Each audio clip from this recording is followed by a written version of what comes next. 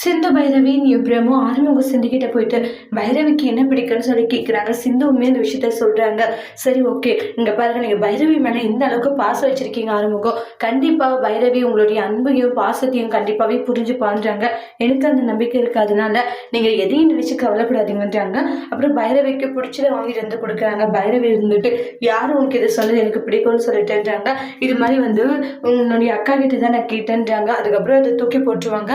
அதனால ஆறுமுகம் ஃபீல் ஆகுறாங்க. பைரவி, உனக்காக தானே வாங்கிட்டு வந்தேன், ஏன் இப்படி தூக்கி போட்டேன்றாங்க. நீ என்ன உங்களுக்கு கேட்டுனா இல்லை அப்படி இருக்கும் போது எதுக்காக வாங்கிட்டு வந்திருக்க, இப்படி எல்லாம் வாங்கிட்டு வந்து கொடுத்து அப்படியே நைஸ் பண்ண நினைச்சேன் பயங்கரமா சண்டை போட்டுக்கிட்டு இருக்காங்க.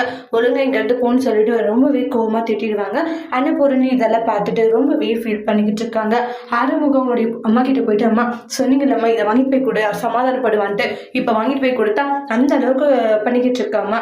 நீங்க சொல்ற மாதிரி எல்லாம் அவ என்னைக்குமே மாற மாட்டாமா, அவளை மாற்றவும் முடியாதுமா நம்மளாலன்னு சொல்லிட்டு ஆறுமுகம் சொல்றாங்க. இங்க போக போக சீக்கிரமாவே வந்து பைரவி மாறிடுவா, சரியா? அதனால பெருசா அதை பத்தி எல்லாம் யோசிச்சுட்டு இருக்காது ஆறுமுகம், அம்மா சொல்றது மட்டும் கேளு அப்படின்றாங்க. எந்த காரணத்தை கொண்டு பைரவி கிட்ட சண்டை போடக்கூடாது, அவளை நீ அடிக்க கூடாது, அம்மா சொன்னது உனக்கு ஞாபகம் இருக்குல்லன்றாங்க. ஆமா இருக்கு, அப்புறம் நீ எதுக்கும் ஃபீல் பண்ணக்கூடாதுன்ற மாதிரி சொல்லிட்டு போயிடுவாங்க. ஆறுமுகம் இருந்துட்டு அம்மா ஏன் அப்படி பண்ணிக்கிட்டு இருக்காங்க தெரியல, ஏன்னா அவளே இந்த அளவுக்கு இருக்கும்போது அம்மா என்னடா இப்படி அப்படி இருந்து சொல்லிட்டு எனக்கு அட்வைஸ் பண்ணிக்கிட்டு இருக்காங்கன்ட்டு பயங்கர டென்ஷன்ல இருந்துகிட்டு இருக்காங்க.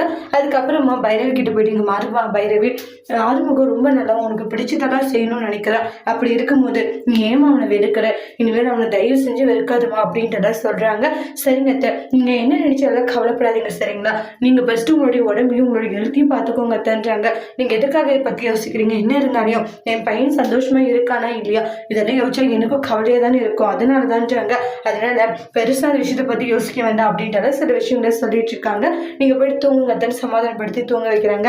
பைரவி வந்து இனிமேல் அத்தை முன்னாடியாச்சும் வந்து அந்த ஆறுமுகத்தோட சந்தோஷமா இருக்கிற மாதிரி நடிக்கணும்னு முடிவெடுக்கிறாங்க. அதோட இந்த ட்ராமாவை முடிச்சிருக்காங்க. தேங்க்யூ.